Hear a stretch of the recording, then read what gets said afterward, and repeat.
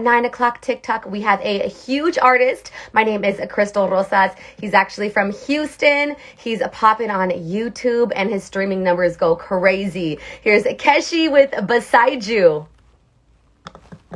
What's up, y'all?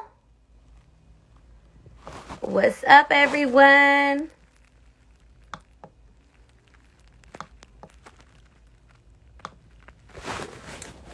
Happy Tuesday. Let's see who's in here.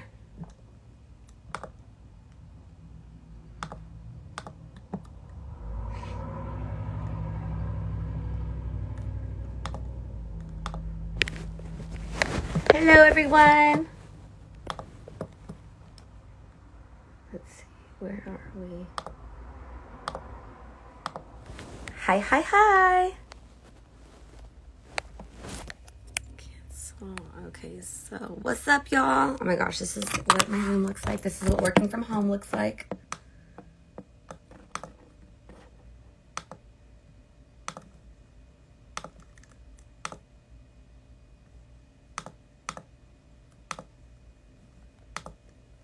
Hey. Okay, how do I see who has like requested? I'm looking for Keshie. So if you guys see Keshie, let me know.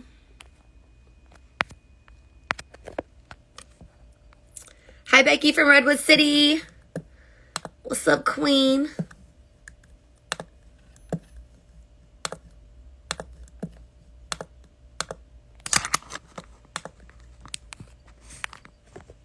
Hi, Joshie. Check, check, check.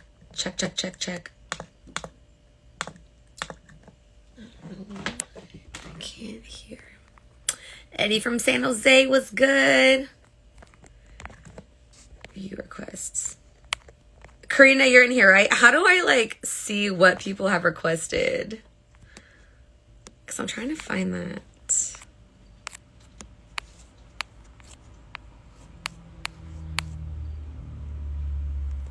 Okay, Keshi's on his way. Cool. I have not heard BTS Butter yet, but you know right after this. Ooh, okay, let's see.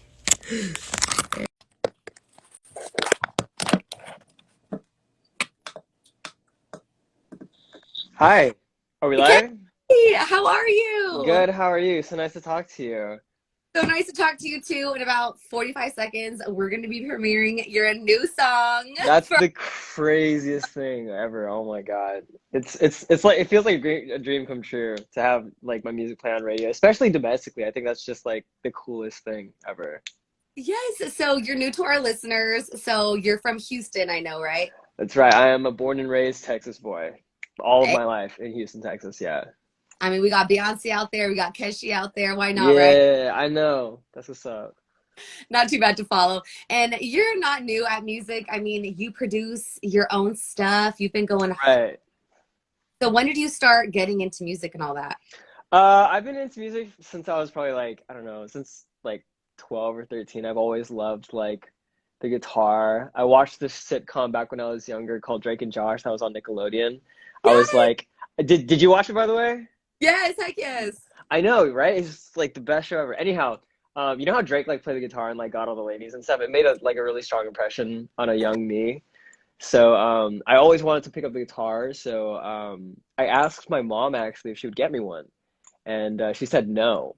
She was like, "You're gonna pick it up and you're gonna drop it," as kids do. Like you know, their attention spans are like this. Um, but I knew that my grandpa had a guitar, and the best way to go around mom is to go through grandpa, right? So I asked him if I could have his, or if he would like bring it, because my grandparents they ran a dry cleaner store, and they would take care of me and my brother. My mom would drop us off there. So one day I just saw this huge classical guitar that was like literally the size of me. And he sat me down and he let me, you know, fiddle around with it for the whole day. And I was just glued to it the whole day. And at the end of the day, he was like, you know what, you can take it home. Like you seem to really enjoy that, so take it home. And the rest is like history, honestly. So, Aw. um, you know, I just kind of listened to music all my life, and I wanted to go to music school. Didn't really turn out that way. I went to nursing school instead. So Oh, Crap, I didn't know that. Yeah, I feel like that's kind of like the key point where people are like, holy they didn't, you know, realize. Yeah, I worked as a nurse actually. I worked as an oncology nurse and I hung chemotherapy for 2 years until I moved. I didn't move until I went out to New York to go have some meetings and stuff. So yeah, it was a crazy ride. So I started. So I should probably step back a little bit. So I was doing music for a long time for my whole life, and then in college, I wanted to kind of change direction a little bit and stop making acoustic kind of music and kind of figure out how to produce. But you know, when you start something, you're going to be kind of terrible at it, and I didn't want my friends to know like I was trying something new. So I made Keshie as like an anonymous SoundCloud account. And I didn't want to tell any of my friends or family because I wanted to see like I wanted to get fans from people who didn't know me because you know your close friends and family they'll always be like, yeah, that sounds awesome and stuff, but it means something different when it's from like somebody who found you online. So that's how Keshi started, and then it just kind of snowballed into what it is today. So that's like how I'm here now. So yeah. I didn't know that. So you were anonymous for a while. How long until you like actually started? Yeah. I was anonymous for, man, I started Keshi, I think like 2017.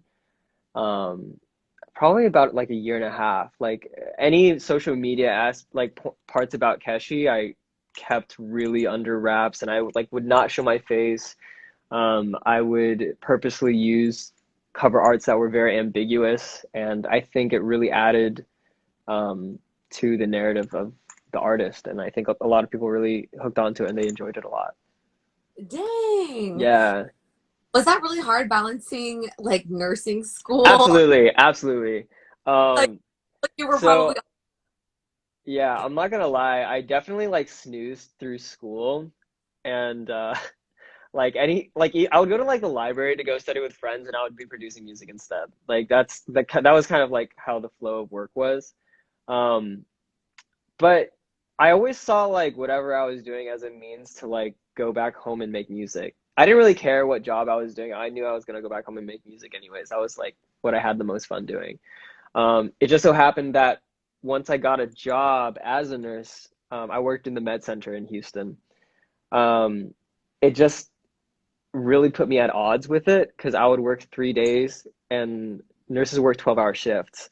So I would have 3 days and I asked for them in a row to just get the pain over with. Sunday, Monday, Tuesday, every week, Sunday, Monday, Tuesday. And then the rest of the 4 days, I would just hole up in my room and just make music in my parents' house. And it was just the craziest ride. And I didn't realize it at first, but it definitely had a toll on me in terms of like, um, I started to build like this resentment towards my job.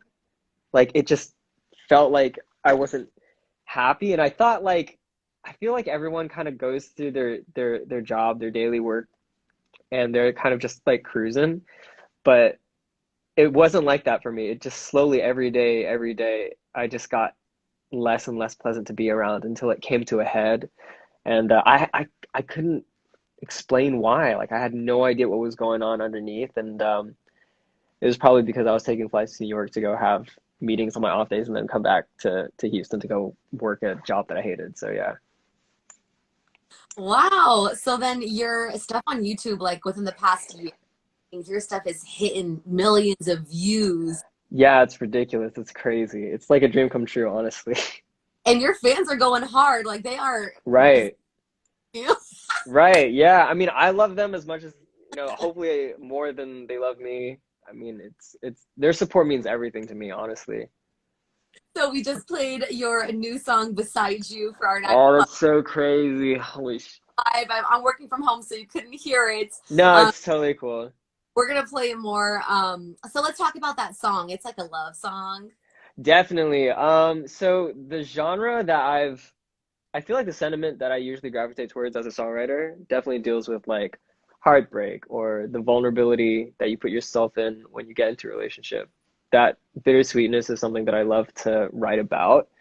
Um, but I wanted to write about something that was a little more playful, I guess, and less in the feels. It's produced by Madion, who is an EDM DJ, producer, amazing artist. And I had the pleasure of hopping on the track. Usually I produce everything by myself. This is one of the only tracks that I've ever been on that like I didn't have a full hand in. And because it just sounded so summery, it just lended itself to a more relaxed sort of vibe. So yeah, I love the track. I think it bounces really hard. So yeah. Oh my gosh, it is so fun. It's so lit. It's Thank already you. Thank you. number records. You're killing it. Yeah, it's been crazy.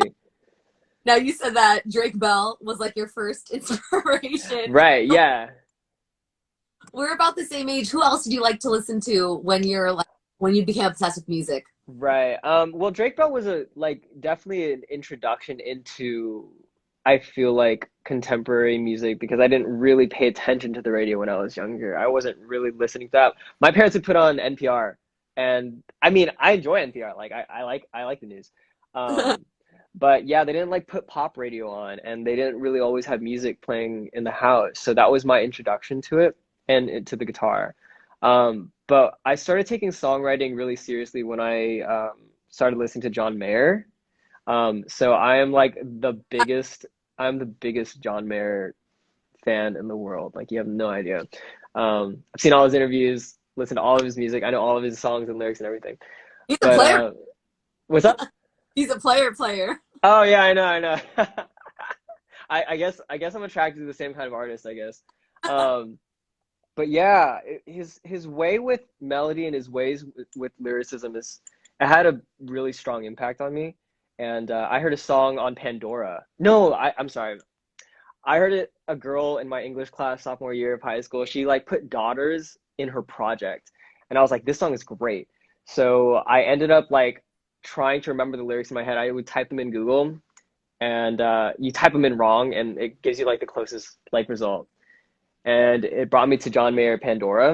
And the first song that played was a song called Stop This Train. And it's a song about life and growing old and watching your parents grow old. And that song made me want to be a songwriter. And from then on, like I kind of just went through the rabbit hole of different acoustic artists. So like Jason Mraz was one, Ed Sheeran was one. But you know, after a little bit of time, I kind of outgrew the acoustic sort of sound. And I was like, how do you make a song that sounds like the ones that I hear on the radio? Like, what is it? And it's production. So I kind of went into learning how to produce after that. Cool. Now you touched a little bit on how your parents didn't really play music around the house. It Right. wasn't done, and I'm sure that like your culture is really about studying and getting those big jobs. So Oh, how does yeah. music with the clash of your culture kind of Right. yeah, how does that pan out now with what you're Yeah. So my parents are like completely Americanized. And they are definitely more lenient in terms of the tiger parenting sort of aspect. So they definitely let my brother and I kind of run around a little bit more. So we didn't necessarily have to be roped into the traditional sort of like engineering or doctor sort of roles. I mean, nursing was definitely in that area, but it's not like they forced me into anything. They definitely let me decide like where I wanted to go. But when I told them that I wanted to do music, they were like, absolutely not. They were they were definitely they definitely let me have my fun in high school, but when I was like I want to go and study it at Berkeley, they felt a different way about it, and I just had to make a decision really quick, so it didn't really matter.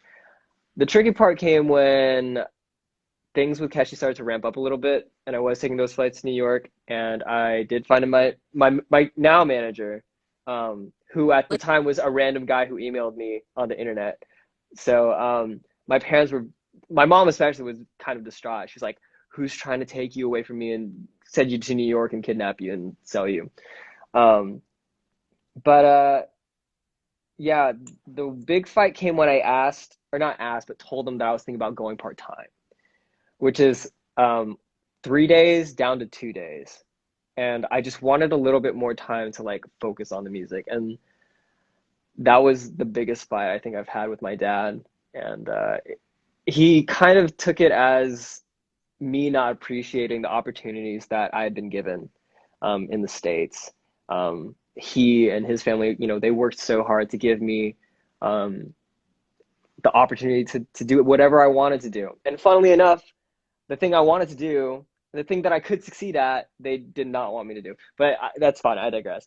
Um, but yeah, it was it was definitely something that we had to talk about and like clear the air. Um, and after we got through that, the moment where I wanted to quit, that was easy. I was just like, "Hey, I think it's time for me to go." And my mom was like, "Yeah, go do it. You can go." You know. And I was like, she got it at that point. So they're very proud now. They know that I've got it on lock now, so they're great. And you did also mention that you got the guitar from your grandpa. Did he play music as well? Yeah, I mean, my grandpa plays. He's not like super hard into like piano or guitar, but he definitely like dabbles in both of them. The funniest thing is that like he wants me to go back and work like as a nurse. He tells me that all the time. And like I totally understand the sentiment, you know. But I just think it's ironic that like the person who introduced me to this world wants me to like, you know, get my life together and like take things Oh, seriously. oh I know, technically a little bit, yeah. man. Oh, but I mean that's still cool. I mean, I'm sure he's still supportive even though he wants you He to go is. money. He is. Right. Um, what are you working on now? I'm sure you're working on new music, maybe a mini album. Right. What are your plans? Right. So right now I'm working on my first album, and so I have made a bunch of smaller EPs like over the course of Keshi to just kind of introduce myself as an artist and give people taste of what I'm capable of making. Each time, kind of leaning a different way. But I think that I've discovered where my strengths are after those first three records. And now I want to kind of put them on full blast with an album. So I've been working on that for the past, like since the beginning of this year. And I've been making trips out to LA to go work with a producer that I am in love with. His name is Ely Risk.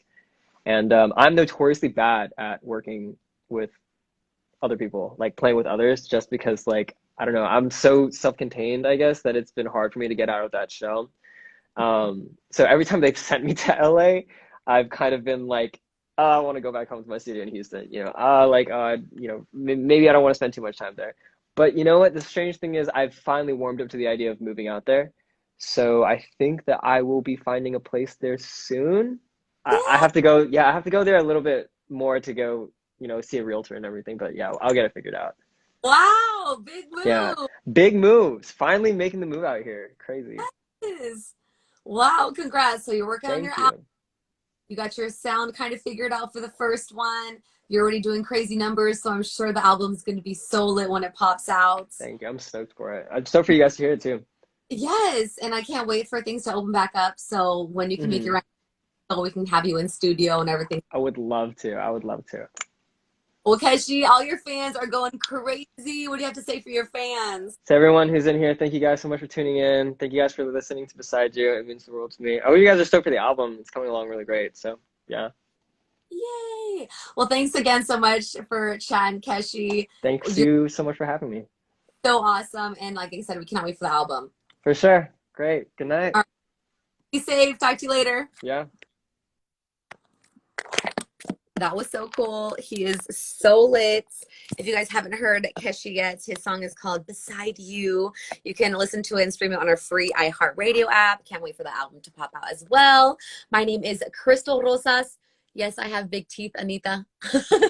Thank you guys for hanging out and watching. You can follow me on all socials at La Crystal Rosas, and I'll see y'all later. Have a good night. Be safe. Bye, everyone.